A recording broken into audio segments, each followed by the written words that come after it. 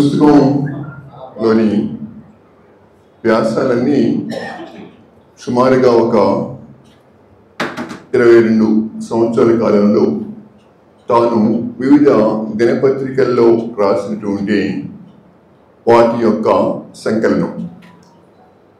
అంటే సుమారుగా 2000 నుంచి 22 వరకు వర్తమాన ప్రపంచంలో జరుగుతున్నటువంటి ప్రధానమైనటువంటి ఆర్థిక రాజకీయ పరిణామాలని పరిచయం చేసే ఉద్దేశంతో రాసినటువంటి వ్యాసదేవి.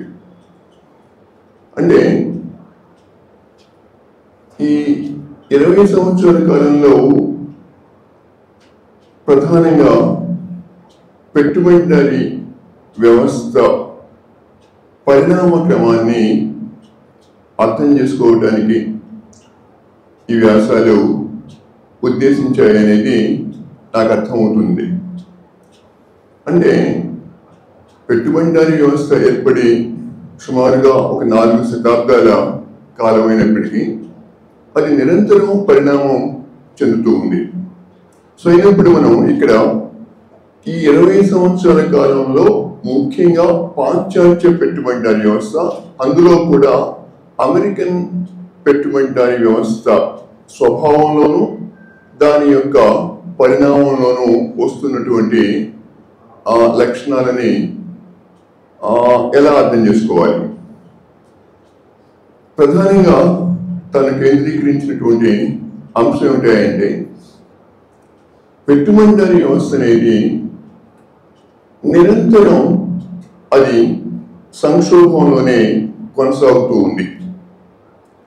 అయినప్పటికీ అది ఏ విధంగా తన మనుగడను కొనసాగించగలుగుతూ ఉంది అంటే ఇది తనకు తానుగా వేసుకున్నటువంటి ఒక మౌలిక ప్రశ్నకి సమాధానాన్ని కనుగొనే ప్రయత్నాన్ని లేదా పాఠకులకి దానిని సాధ్యమైనంత సులువుగా అర్థం చేసే ఉద్దేశంతో ఈ 20 సంవత్సరాల కాలంలో జరుగుతున్నటువంటి మార్పుల్ని తాను అక్షరబద్ధం చేశాడని మించినాడు. అయితే ప్రధానంగా ఈ 20 సంవత్సరాల కాలంలో పెట్టుబడిదారీ వ్యవస్థలో వచ్చిన ఒక ప్రధానమైన మార్పు ఏమిటి అన్నప్పుడు, ముఖ్యంగా మార్క్సిస్ట్ దృక్పథం నుండి చూసినప్పుడు ద్రవ్య పెట్టుబడి అనేది ఆధునిక పాశ్చాత్య వ్యవస్థని నిర్దేశిస్తూ ఉంది. అంటే వివిధ కాలాల్లో ఈ పెట్టుబడిదారీ వ్యవస్థ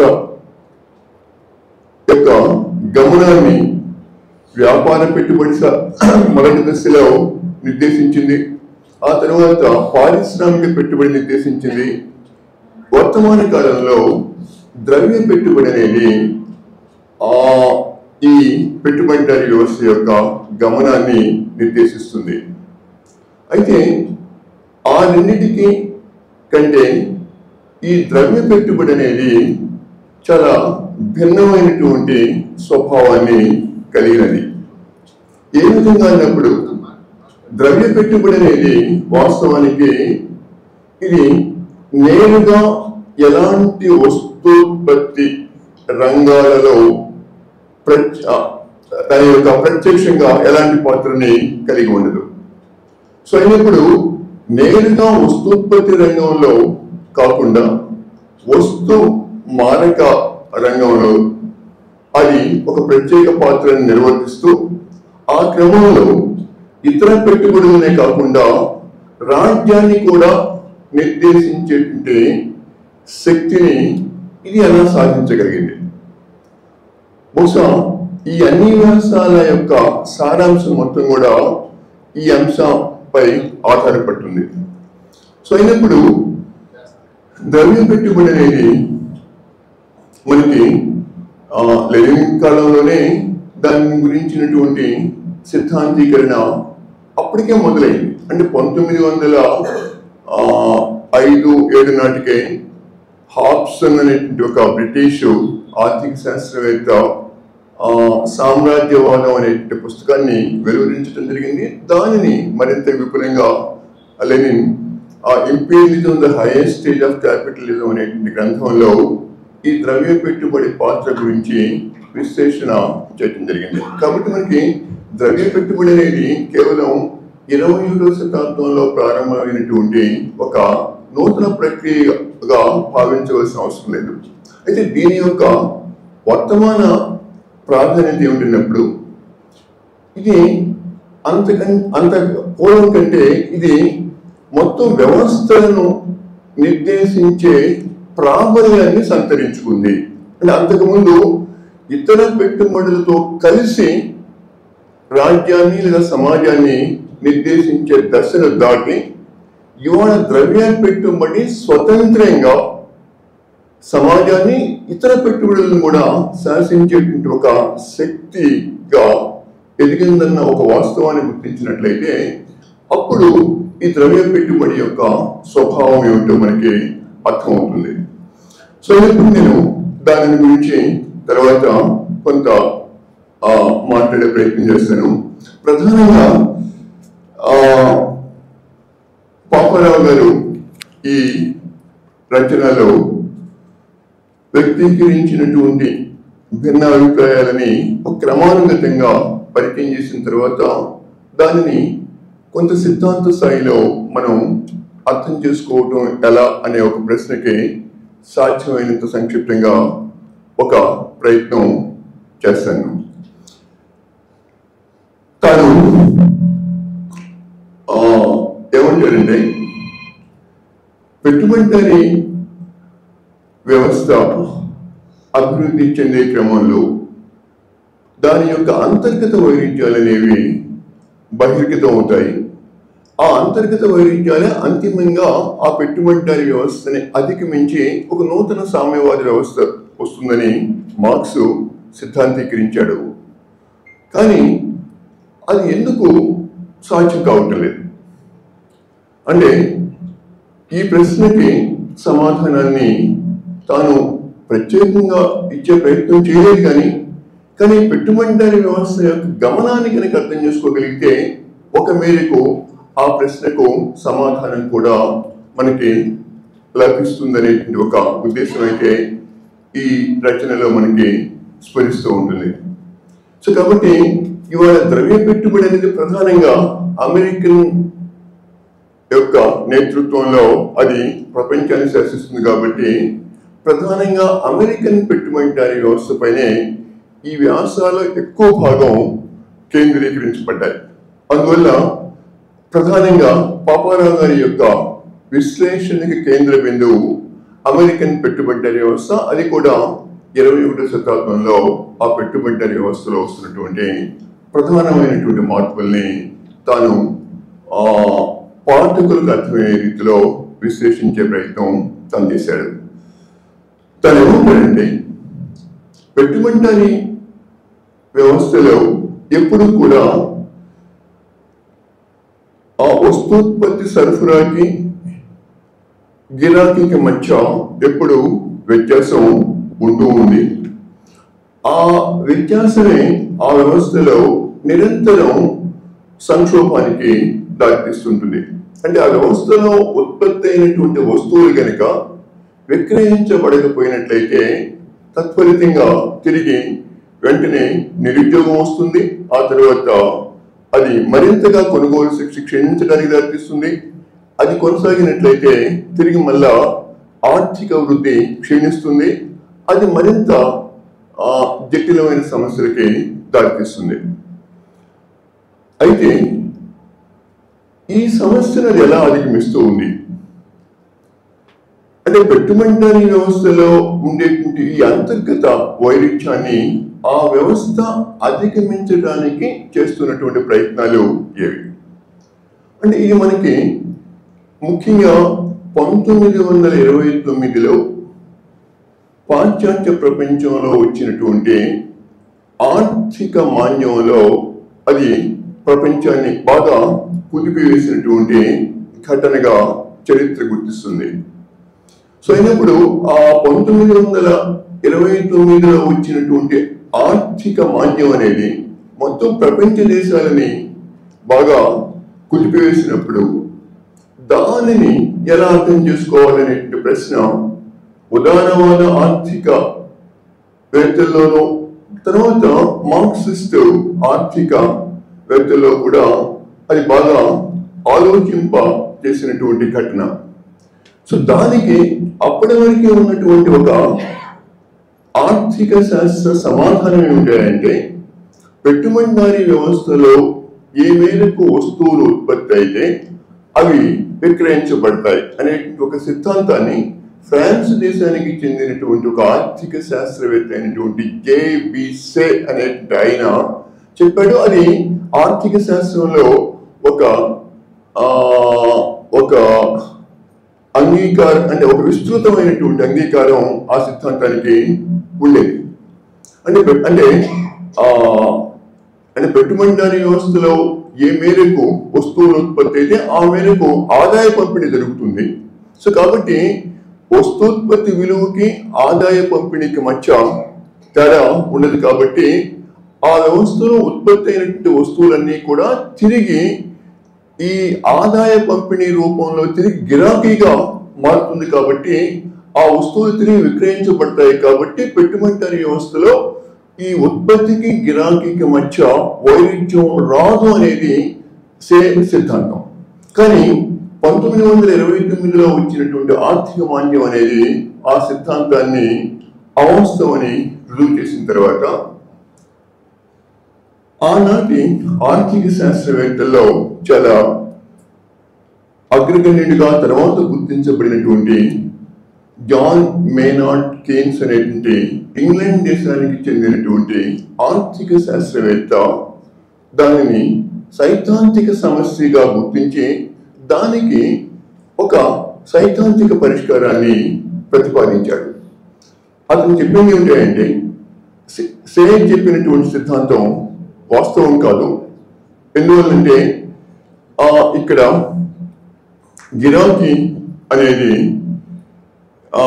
అంటే కార్మికులకు చెల్లించేటువంటి వేతనానికి పెట్టుబడికి వచ్చేటువంటి లాభానికి మధ్య వ్యత్యాసం ఉన్నప్పుడు ఆ వేతనం అనేది లాభం కంటే తక్కువ ఉన్నప్పుడు వేతనం ద్వారా ఆ వ్యవస్థలో ఉత్పత్తి అయినటువంటి వస్తువులన్నీ విక్రయించబడవు.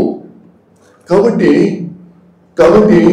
తప్పనిసరిగా వ్యవస్థలో ఆ వస్తూత్పత్తికి తగిన గిరాకీ ఈ వ్యవస్థలో రాదు. కాబట్టి దానిని పరిష్కరించడానికి రాజ్యం జోక్యం చేసుకోవాల్సిందే. అంటే రాజ్య జోక్యం లేకుండా ఈ సమస్యకు పరిష్కారం ఉండదు. సో రాజ్య జోక్యం ఏ రూపంలో ఉండాలన్నప్పుడు ఆయన ప్రధానంగా ఒకటి రాజ్యం తిరిగి గిరాకీని సృష్టించవలసిన అవసరం ఉంది. గిరాకీని ఎలా సృష్టిస్తుంది అన్నప్పుడు దానికి ఏం చెప్పినటువంటి పరిష్కారం ఏమిటంటే ఈ రాజ్యం తన అంటే ఈ కోర్స్ అంటే ఫిస్కల్ పాలసీ అంటాం. ఫిస్కల్ పాలసీ అంటే కొంత ఉన్నత వర్గాలపై పన్ను విధించి తద్వారా వచ్చినటువంటి ఆదాయాన్ని దిగువ వర్గాలకి అందే రీతిలో ప్రభుత్వం కనుక విధానాలను రూపొందించి అమలు చేసినట్లయితే అప్పుడు ఈ దిగువ వర్గాలకి ఆ పనులు చేయించడం ద్వారా వచ్చే ఆదాయం తిరిగి మళ్ళా ఆర్థిక వ్యవస్థలో గిరాకీ రూపంలో ప్రవేశించినప్పుడు మాత్రమే ఈ వ్యవస్థలో వస్తూత్పత్తికి వస్తు గిరాకీకి మధ్య ఉండే సమస్యని అధిగమించడం సాధ్యమవుతుంది అనేటువంటి ఒక సిద్ధాంతాన్ని తాను ప్రతిపాదించాడు.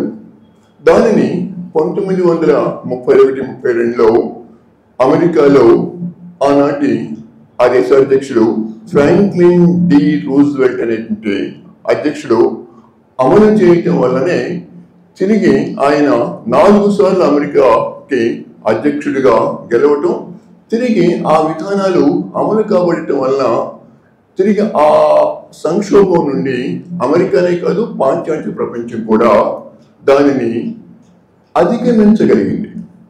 సో అందువల్ల మనకి ఏం తెలుస్తుందంటే పెట్టుబడిదారీ వ్యవస్థలో ఉండేటువంటి ఈ అంతర్గత వైరుధ్యం అనేది ఆ వ్యవస్థ తనకు తానుగా పరిష్కరించుకోగలదు. ఆ సమస్యను అధిగమించడానికి రాజ్యం అనేది ఒక క్రియాశీలక పాత్ర వహించవలసి ఉంటుంది అనేది ఆ కీన్స్ లో ఉన్నటువంటి ఒక ముఖ్యమైనటువంటి భావన. దానితో పాటు కీన్స్ చేసినటువంటి మరో ప్రతిపాదన ఏమిటంటే ఈ రాజ్యం అనేది ఈ పెట్టుబడిపై కొన్ని ఆంక్షల్ని విధించాల్సిందే. అంటే పెట్టుబడి అనేది ఒక దేశం నుంచి మరో దేశానికి తేలికగా వెళ్ళినట్లయితే తిరిగి ఆ దేశంలో ఆర్థిక క్షీణత జరిగే అవకాశం ఉంది. కాబట్టి ఈ క్యాపిటల్ పై రాజ్యం అనేది కొన్ని కంట్రోల్స్ ని ఏర్పరచాల్సిందే. సో కాబట్టి ఆ మేరకు జాన్ మేనార్డ్ కీన్స్ యొక్క సిద్ధాంతంలో మనకు కనిపించే అంశం ఏమిటంటే రాజ్యానికి ఒక జాతీయ స్వభావం ఉండాలి. ఈ రాజ్యం ఆ జాతీయ ప్రయోజనాలను పరిరక్షించే ఉద్దేశంలో క్యాపిటల్ నియంత్రించే పాత్రను కూడా నిర్వహించాలి. సో కాబట్టి జాన్ మేనార్డ్ కీన్స్ యొక్క సిద్ధాంతంలో ఉన్నటువంటి రెండు ప్రధాన అంశాలు, ఒకటి ఉన్నత వర్గాలపై పన్ను విధించి దిగువ వర్గాలకి అది ఆదాయ రూపంలో అందటం. అంటే రకరకాల పబ్లిక్ వర్క్స్ ని గనక ప్రభుత్వమే చేసినట్లయితే, ఇవాళ మన దేశంలో మహాత్మా గాంధీ గ్రామీణ ఉపాధి హామీ పథకం ఆ స్ఫూర్తి నుండి వచ్చినటువంటి పథకమే. అంటే దిగువ వర్గాలకి ఆ పనులు చేయించడం ద్వారా వచ్చే ఆదాయం అనేది తిరిగి ఆ వ్యవస్థలో ఉత్పత్తి అయినటువంటి వస్తువుల్ని కొనుగోలు చేయటానికి అది కారణమైనట్లయితే ఆ మేరకు ఉత్పత్తికి గిరాకీకి మధ్య ఉండేటువంటి ఆ వ్యత్యాసం అధిగమించబడుతుంది. సో ఆ సిద్ధాంత ప్రాతిపదికే 1930 నుండి క్రమక్రమంగా పాశ్చాత్య ప్రపంచంలో రాజ్యం అనేది ప్రజల కనీస అవసరాలని తీర్చే బాధ్యతను స్వీకరించడానికి కూడా ఆ సిద్ధాంతం ఒక మేరకు స్ఫూర్తిదాయకమైంది. సో ఆ మేరకు ముఖ్యంగా రెండవ ప్రపంచ యుద్ధానంతరం రాజ్యం అనేది ఆ పాశ్చాత్య ప్రపంచంలోని ప్రజానీకానికి కొన్ని మౌలికమైన అవసరాలని తీర్చే బాధ్యతని స్వీకరించింది. అది విద్య కావచ్చు, ఒక మేరకు వైద్యం కావచ్చు, వృద్ధాప్య పెన్షన్ కావచ్చు, లేదా నిరుద్యోగ భృతి కావచ్చు, ఒక మేరకు వసతికి సంబంధించిన అంశం కావచ్చు. అంటే మనిషి యొక్క మనుగడకు ఏవైతే ప్రాథమికమైన అవసరాలు ఆ అవసరాలని తీర్చే బాధ్యత రాజ్యానిది.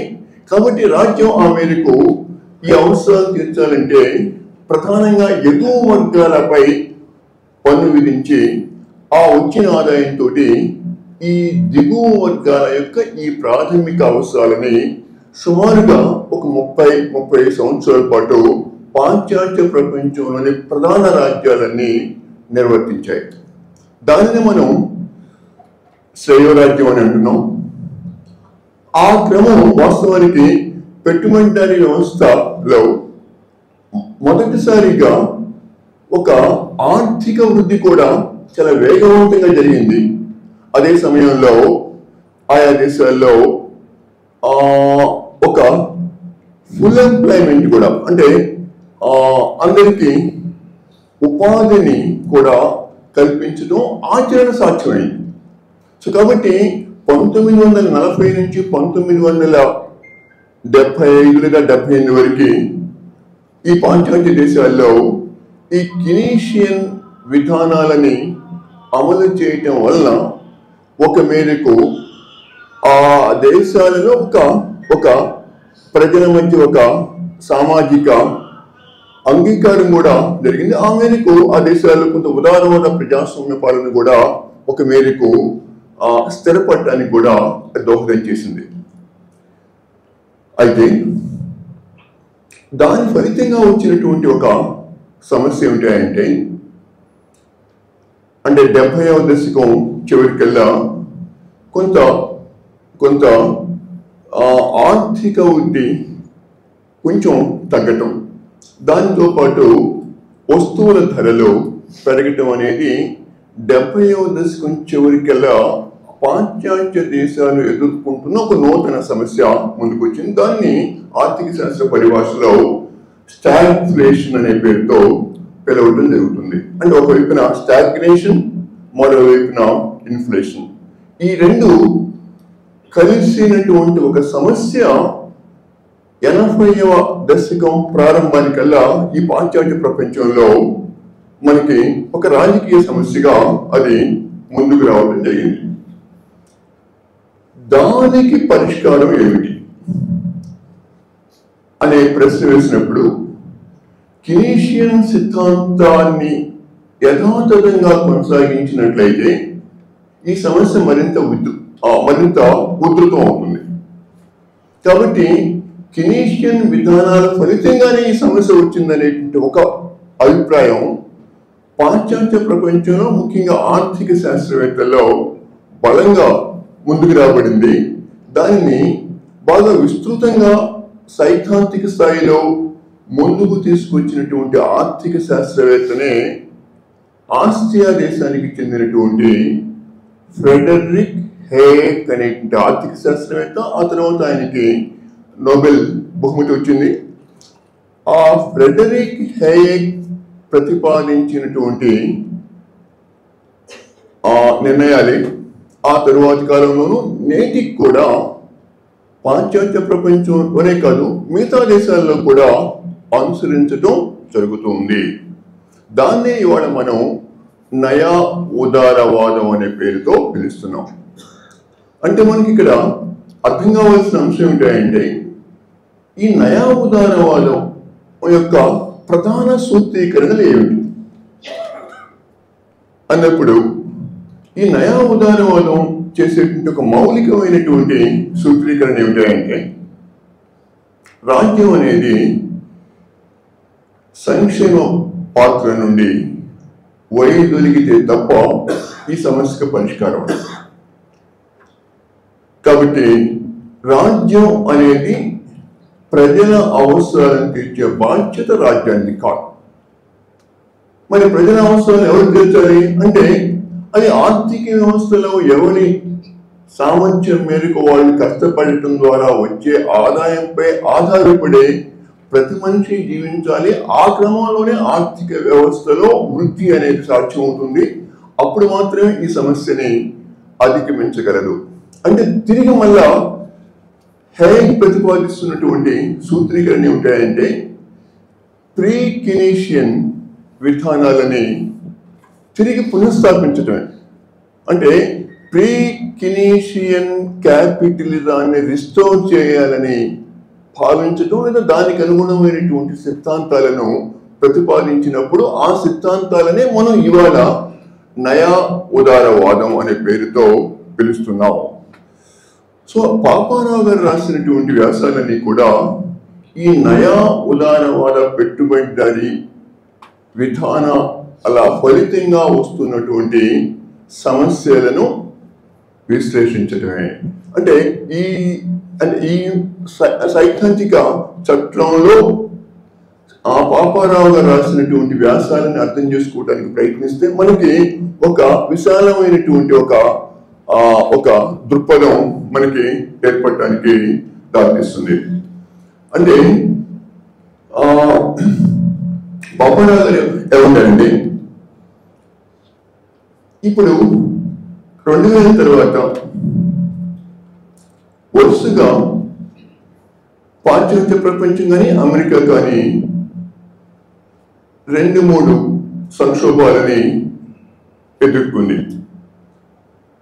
మొదట్లో .com బబుల్ అనే ఒక ఆర్థిక సంక్షోభం, ఆ తర్వాత 2008లో ఈ హౌసింగ్ బబుల్ అనేటువంటి మరో సంక్షోభం అనేది చాలా ప్రస్ఫుటంగా మనకి కనిపిస్తుంది.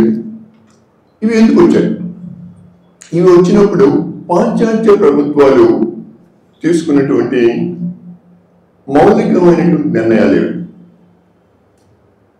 ఒకటి,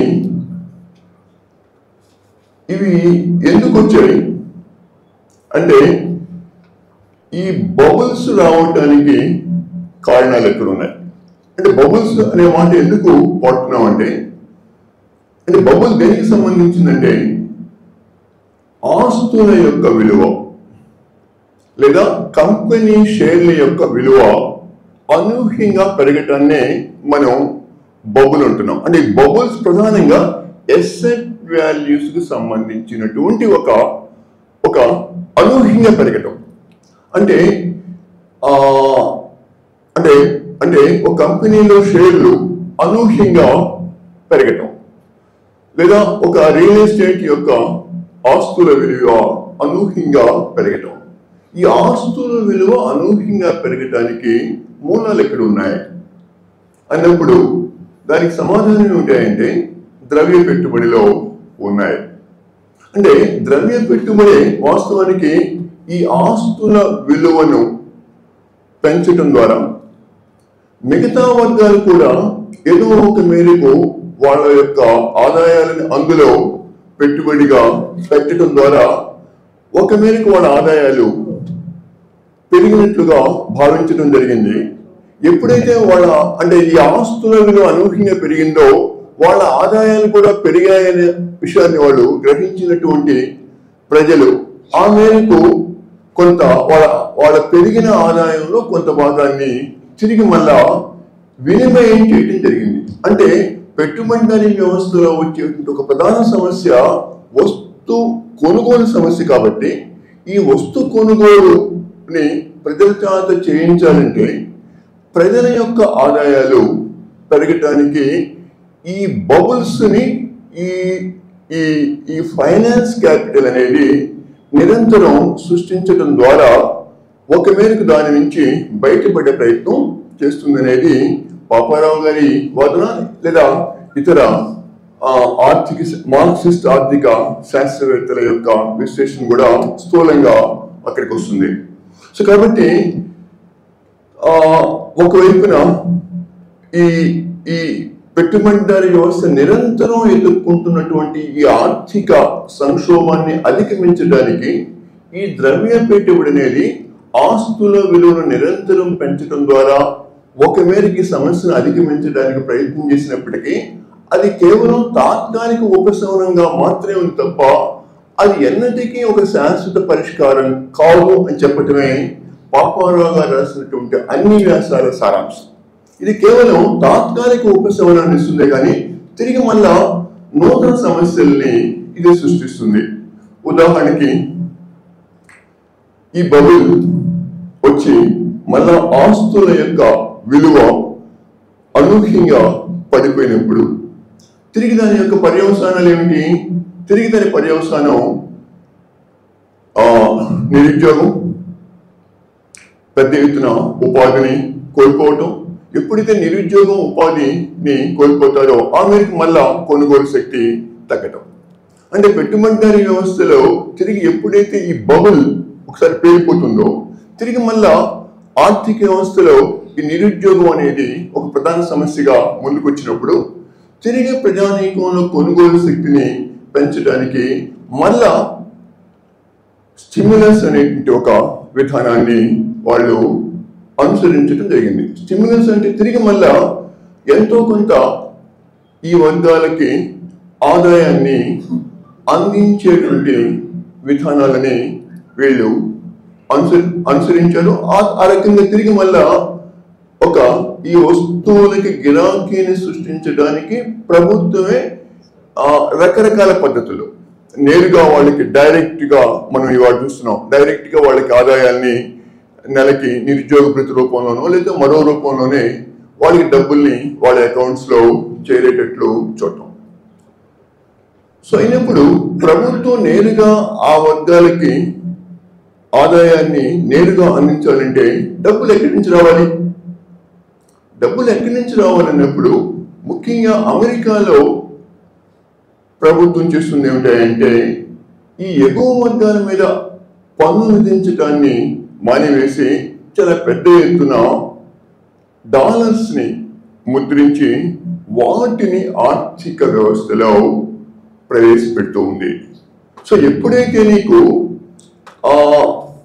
ఈ రూపంలో అంటే ఈ డెఫిసిట్ ఫైనాన్స్ రూపంలో పెద్ద ఎత్తున ప్రభుత్వమే డాలర్స్ ని ఈ రూపంలో ఆర్థిక వ్యవస్థలోకి ప్రవేశపెట్టిందో దానివల్ల తాత్కాలికంగా కొంత ఈ వర్గాలకి ఆదాయాలు వచ్చి మళ్ళా అది కొంత గిరాకీగా మారినప్పటికీ అది తిరిగి మరో సమస్యకి కారణమవుతుంది.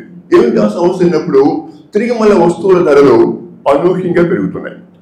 అంటే ప్రభుత్వం ఒక సమస్యను పరిష్కరించడానికి చేసిన ప్రయత్నం మరో సమస్య సృష్టించబడటానికి కారణమవుతుంది. అంటే అంతకుముందు గిరాకీ లేదు కాబట్టి నువ్వు తిరిగి మళ్ళీ ఏం చేసావంటే డబ్బులను ముద్రించి ఆ వర్గాలకి అందించటం వలన తిరిగి ఆ డబ్బులు చాలా పెద్ద ఎత్తున వ్యవస్థలోకి ప్రవేశించడంతో మళ్ళా వస్తువుల ధరలు అనూహ్యంగా పెరుగుతున్నాయి. వస్తువుల ధరలు ఎప్పుడైతే పెరుగుతాయో మళ్ళా ఆ డాలర్ యొక్క విలువ అనూహ్యంగా పడిపోతుంది. సో కాబట్టి ఇది ద్రవ్య పెట్టుబడికి ఇది ఒక సవాల్ లాంటిది. అంటే ఎప్పుడైతే డాలర్ యొక్క విలువ పడిపోతుందో ఆ మేరకు ద్రవ్య పెట్టుబడి యొక్క విలువ కూడా తగ్గుతుంది.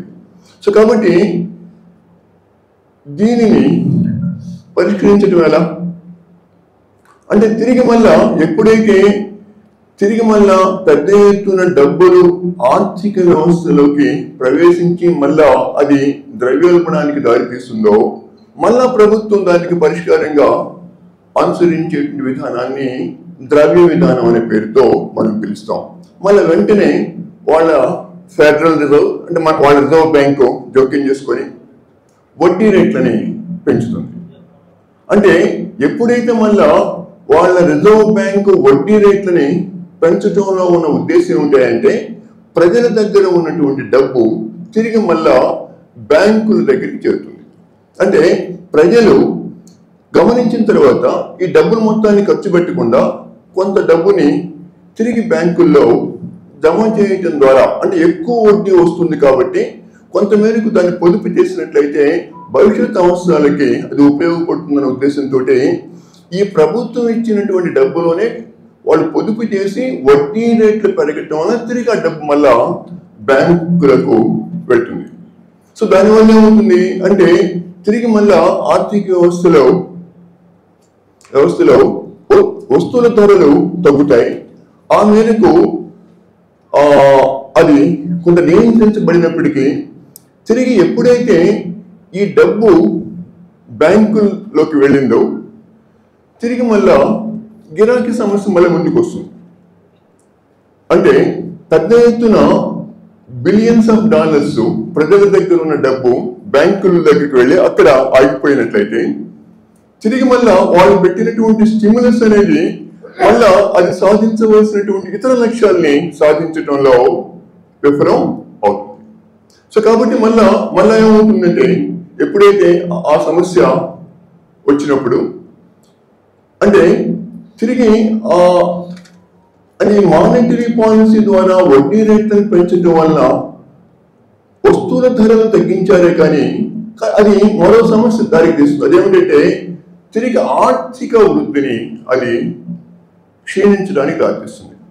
అంటే మానిటరీ పాలసీ ద్వారా వడ్డీ రేట్లని పెంచడం ద్వారా ప్రజల దగ్గర ఉన్న డబ్బు బ్యాంకులకి చేరటం వలన తిరిగి అది కొనుగోలు శక్తిగా మారకపోవటం వలన తిరిగి ఆర్థిక వ్యవస్థలో ఉత్పత్తి అయిన వస్తువులకి గిరాకీ తగ్గటం వలన తిరిగి మళ్ళా తయారైన వస్తువులు మళ్ళా అక్కడ నిల్వ ఉండటం ఆ మేరకు మళ్ళా ఆర్థిక క్షీణత జరగటం అనేది మనం అమెరికన్ ఆర్థిక వ్యవస్థలో మనం గమనిస్తున్నాం.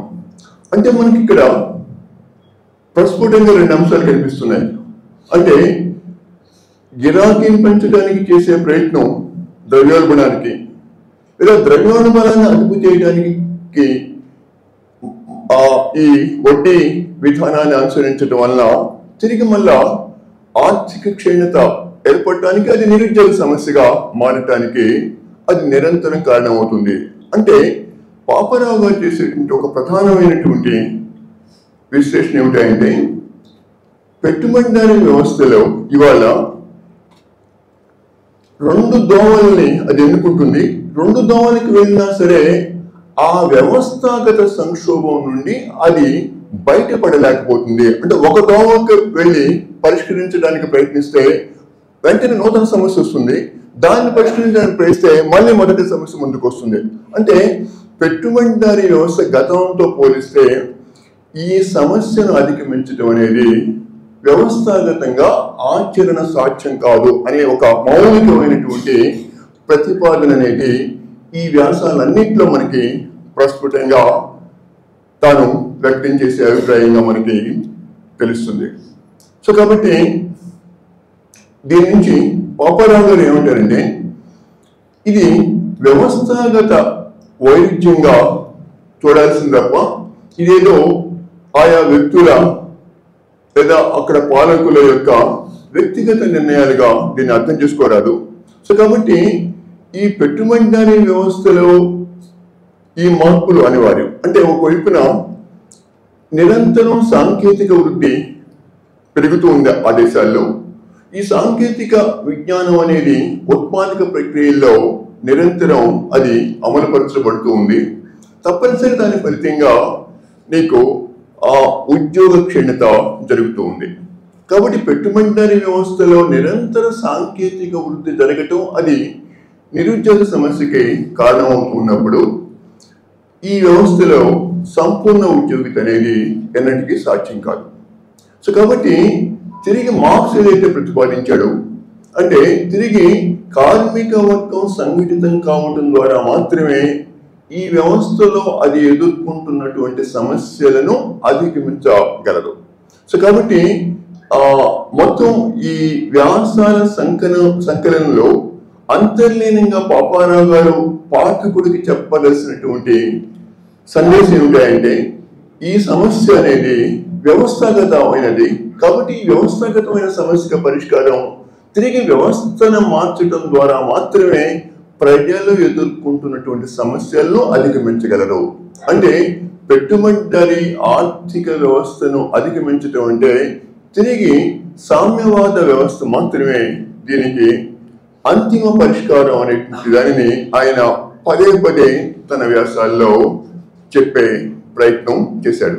కాబట్టి ఇది కేవలం ఈ వ్యవస్థాగత పరిష్కారం అనేది ఒక నూతన వ్యవస్థ ద్వారా మాత్రమే సాధ్యమవుతుందనేది ఈ వ్యాసాలన్నింటిలో కూడా మనకి కనిపించే అంశం. అయితే ఇది స్థూలంగా ఆ వ్యాసాలలో నాకు కనిపించినటువంటి సారాంశం. అయితే నేను ఇక్కడ 1-2 అంశాలని కొంత మీ ముందు ప్రతిపాదించి నా ప్రసంగాన్ని ముగిస్తాను. అదేమిటంటే, ఈ పెట్టుబడిదారీ వ్యవస్థలో వస్తున్నటువంటి ఈ సమస్యల్ని ఆర్థిక విశ్లేషణ అనేది మార్క్సిస్ట్ మేధావులందరూ చేస్తున్నటువంటి ఒక అంశం. కానీ ఈ ఆర్థిక విశ్లేషణ నా దృష్టిలో చాలా పరిమితమైనది. అంటే ఈ ఆర్థిక విశ్లేషణ చట్టాన్ని మరింత విస్తృతమైనటువంటి రాజనీతి సిద్ధాంత చట్టానికి అన్వయించకుండా మనం చేసే ప్రతిపాదనలో పెద్దగా పాఠకుడిని కన్విన్స్ చేయగలం అనేది వ్యక్తిగతంగా నాకున్నటువంటి చాలా అభిప్రాయం. అంటే మరి పెట్టుబడిదారీ వ్యవస్థ మార్క్స్ కాలం నుండి అది నిరంతరం సంక్షోభానికి గురవుతుందనే విషయం మార్క్స్ యొక్క పెట్టుబడులను చూస్తాం. దానిని తర్వాత కాలంలో ఆ క్రమాన్ని ఇతర మార్క్సిస్ట్ ఆర్థిక శాస్త్రవేత్తలు విశ్లేషణ ద్వారా మనకి అర్థమవుతుంది. అయినప్పటికీ ఆ వ్యవస్థ కొనసాగుతుంది. అంటే పెట్టుబడిదారీ వ్యవస్థ నిరంతరం సంక్షోభాన్ని ఎదుర్కొంటూ ఆ సంక్షోభం అనేది రాజకీయ సంక్షోభంగా మారటల్లా. అంటే పెట్టుబడిదారీ వ్యవస్థ యొక్క లెజిటిమసీ అనేది పోవటం. అంటే ఆర్థిక సంక్షోభం అనేది ఆ వ్యవస్థగా ప్రజల్లో ఉన్నటువంటి నమ్మకం అనేది సడలటం లేదు. అంటే వాస్తవానికి మార్క్స్ కూడా ఈ ఆర్థిక సంక్షోభం అనేది రాజకీయ సంక్షోభంగా మారుతుంది కాబట్టి కార్మిక వర్గం అనేది తిరుగుబాటుకి సంసిద్ధం అవుతుంది అనేది మార్క్స్ చేసినటువంటి ఒక థియరిటికల్ లీడ్. కానీ అది జరుగుతుందా, చరిత్ర మనకి అది రుజువు చేస్తుందా అనే మౌలికమైన ప్రశ్న వేసుకున్నప్పుడు మనకు అర్థం కావాల్సిన అంశం ఏంటంటే, ఈ ఆర్థిక విశ్లేషణ అనేది చాలా పరిమితమైనది. దీనికి రాజనీతి సిద్ధాంత చట్టాన్ని కూడా జోడించకపోతే మనకి పెట్టుబడిదారీ వ్యవస్థ నేటికి ఇన్ని సంక్షోభాలను ఎదుర్కొన్నప్పటికీ ప్రజల నుండి మద్దతుని కోల్పోకపోగా వాస్తవానికి గత 30 సంవత్సరాల కాలంలో ప్రజలు మరింత మితవాద లేదా నియంతృత్వవాదం వైపుకి మొగ్గు చూపటం అనేది పాశ్చాత్య ప్రపంచంలో కానీ మనలాంటి ప్రపంచంలో కానీ చాలా ప్రస్ఫుటంగా మనకి అర్థమవుతుంది. అంటే నియోలిబరల్ క్యాపిటలిజం వలన వస్తున్నటువంటి సమస్యల్ని అది పెట్టుబడిదారీ వ్యవస్థ ఫలితంగా వస్తున్నాయని భావించకుండా వాస్తవానికి అది మరో రాజకీయ సమస్యగా, అంటే ఆ దేశంలో ఉన్నటువంటి ఒక మైనారిటీ వర్గానికి వ్యతిరేకంగా మెజారిటీ వర్గాన్ని సంఘటితం చేసేటువంటి ఒక పని అన్ని దేశాల్లో మనకి కనిపిస్తుంది. ఆ రకంగా మెజారిటేరియన్ అథారిటేరియనిజం లేదా ఒక విధమైనటువంటి ఒక ప్రోటో ఫ్యాసిస్ట్ పార్టీలు కానీ భావజాలం కానీ లేకుంటే ప్రభుత్వాలు కానీ అధికారంలోకి వచ్చే ఒక క్రమం ప్రపంచవ్యాప్తంగా మనకు కనిపిస్తూ ఉంది. అంటే నిజంగా కార్మిక వర్గం కనుక పెట్టుబడిదారీ వ్యవస్థలో వస్తున్నటువంటి సంక్షోభాన్ని వ్యవస్థాగత సంక్షోభంగా గుర్తించినట్లయితే వ్యవస్థాగత వ్యతిరేకంగా సంఘటిత ఉద్యమాలు రావాలి.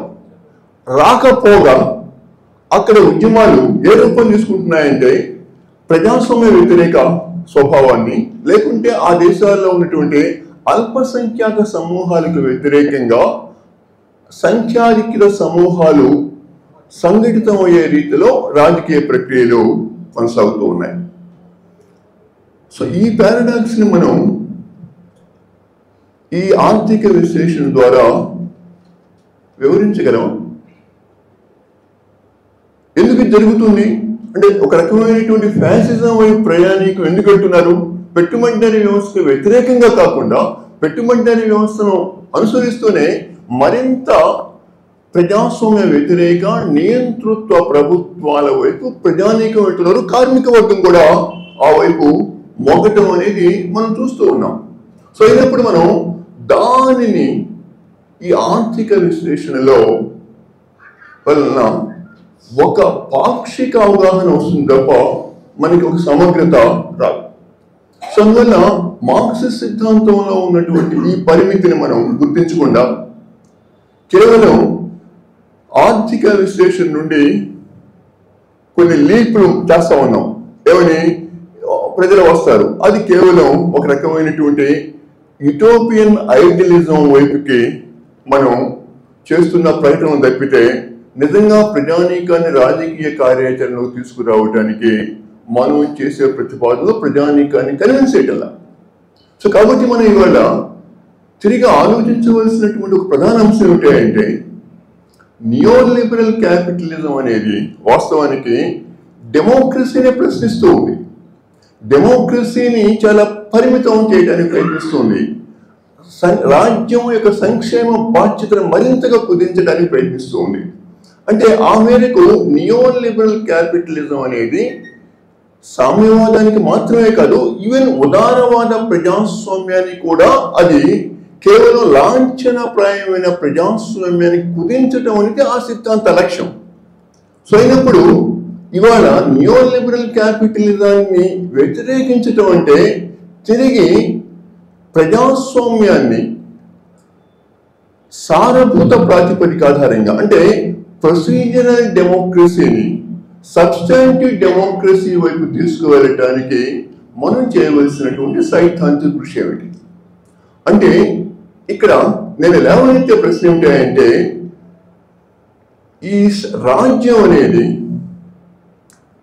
ప్రజాస్వామ్య పాలన అందించే క్రమంలోనూ ముఖ్యంగా సంక్షేమాన్ని అందించే క్రమంలోనూ అది లెజిటిమసీని కోల్పోతూ ఉంటుంది. అంటే పెట్టుబడిదారీ వ్యవస్థలో వచ్చే ఒక ప్రధాన సమస్య ఏమిటంటే రాజ్యం ప్రజల యొక్క ఆమోదాన్ని కోల్పోతే తత్ఫలితంగా ప్రజాస్వామ్యం పట్ల వ్యతిరేకత వస్తూ ఉంది. ఆ వ్యతిరేకత పెట్టుబడిదారీ వ్యవస్థ పట్ల సానుకూలతంగానే కొనసాగడానికి దారితీస్తుంది. సో అయినప్పుడు ఇక్కడ మనం గుర్తించి ఆలోచించవలసిన ఒక ప్రధానమైనటువంటి అంశం ఏంటంటే రాజ్యం పట్ల మనకు ఉండవలసిన వైఖరి ఏమిటి. అంటే ఇప్పుడున్న రాజ్యం పట్ల దీనిని నేరుగా ఒక సైద్ధాంతికంగా అది వర్గ స్వభావాన్ని కలిగి ఉంటుంది కాబట్టి ఈ రాజ్యాన్ని కూలదోయడమే మన లక్ష్యం కాబట్టి మనం అదే క్రమంలో ఆలోచించటం వల్ల ప్రయోజనం ఉందా. అంటే ఇదే రాజ్యాన్ని కొనసాగిస్తూ ఇదే రాజ్యాన్ని మరింత సబ్స్టాంటివ్ డెమోక్రటిక్ స్టేట్ గా మార్చవలసిన బాధ్యత, ఆ క్రమంలో దాని లెజిటిమసీని మరింతగా ఉండే రీతిలో ఉంచినప్పుడు మాత్రమే ప్రజలు సబ్స్టాంటివ్ డెమోక్రసీని కనుక అంగీకరించినప్పుడు మాత్రమే ప్రజలు క్యాపిటలిజానికి వ్యతిరేకంగా ఆలోచిస్తాయి తప్ప లేనట్లయితే ఈ రాజ్యంలో ఉండే ఒక ఇన్హరెంట్ సమస్య ఏదైతే ఉందో అది నిరంతరం లెజిటిమసీని పోగొట్టడానికి కారణమవుతూ ఉంటుంది. అంటే ఉదారవాద ప్రజాస్వామ్యంలోనూ సమస్యలు ఉన్నాయి, రాజ్యంలోనూ సమస్యలు ఉన్నాయి. అంటే ఉదారవాద ప్రజాస్వామ్యంలో ఉన్న సమస్యల్ని, రాజ్యంలో ఉన్న సమస్యల్ని మనం మార్క్సిస్ట్ రాజనీతి సిద్ధాంత తత్వంలోకి తీసుకొచ్చి వాటిని గురించిన చర్చ చేయకుండా కేవలం ఆర్థిక విశ్లేషణకు మాత్రమే పరిమితమయ్యేటువంటి మార్క్సిస్ట్ విశ్లేషణ వలన నా దృష్టిలో పెద్ద ప్రయోజనం ఉండదు. సో అందువల్ల ఇప్పటికైనా సరే నేను భావించేది ఏమిటంటే కొంత మార్క్సిస్ట్ ఆలోచన పరుల్ని కోరేది ఏమిటంటే ఆ ఆర్థిక విశ్లేషణ పరిధి చట్టాన్ని మరింత విస్తృతం పరుచుకోవడం ద్వారానే ఈ సమస్యను అర్థం చేసుకోగలం. అప్పుడు మాత్రమే ఈ సమస్యను అధిగమించగలం. అంటే ఫైనల్ గా నేను చేసే ఒక మౌలిక ప్రతిపాదన ఏమిటంటే లిబరల్ డెమోక్రసీని సబ్స్టాంటివ్ డెమోక్రసీగా మార్చే క్రమంలోనే సామ్యవాదం వైపు వెళ్ళటం సాధ్యం అవుతుంది, కానీ డెమోక్రసీని పూర్తిగా వదిలివేసి క్యాపిటలిజం నుంచి సోషలిజం వెళ్ళటం అనేది ఆచరణ సాధ్యం కాదు. అలా వెళ్ళినటువంటి ప్రయోగాలు ఎలా విఫలమయ్యాయో మనకి చరిత్ర రుజువు చేస్తూ ఉంది. అందువల్ల నేరుగా క్యాపిటలిజం నుంచి సోషలిజంకి వెళ్ళటం అనేది సాధ్యం కాదు. కాబట్టి డెమోక్రసీని సబ్స్టాంటివ్ గా మార్చే క్రమంలోనే సామ్యవాదం వైపుకి వెళ్ళగలం తప్ప డెమోక్రసీని బైపాస్ చేసి క్యాపిటలిజం నుంచి సోషలిజం వైపుకి ప్రయాణం చేయగలం అన్నటువంటి ఒక ఆశ అయితే నేనైతే సాధ్యం అవుతుందని భావించను. స్థూలంగా ఇది నాకున్నటువంటి అంటే పాపారావు గారు చేసినటువంటి విశ్లేషణ పట్ల నాకు పూర్తిగా అంగీకారం ఉన్నప్పటికీ ఆ విశ్లేషణ అనేది మరింత ప్రజానీకాన్ని కన్విన్స్ చేయాలంటే ఆ విశ్లేషణ మరింత విస్తృతం కావాలని కోరుతూ పాపారావు గారు చేసినటువంటి కృషిని అభినందిస్తూనే బహుశా ఆ వైపు కూడా తన దృష్టిని సారించినట్లయితే తాను చేస్తున్నటువంటి కృషి మరింత విస్తృత ప్రజానీకం వైపుకి వెళ్ళగలదని ఆశిస్తూ సెలవు తీసుకుంటాను.